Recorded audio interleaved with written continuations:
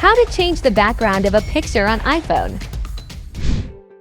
Hey guys, welcome back to our new video on how to change the background of a picture on iPhone. You can change background of a picture on iPhone using an app called Background Eraser. So, install the Background Eraser app using the link down below. This app will enable you to do lots of things like automatic background detection and removal, editing background as per specific guideline, and lots more. So, open the app on your iPhone after installing it. Then tap on the plus icon and pick a photo to change the background. Afterward, choose the dimension. If you want to keep it as it is, choose Original and tap on Next. You may see the app automatically detects and removes the background. You can adjust this photo.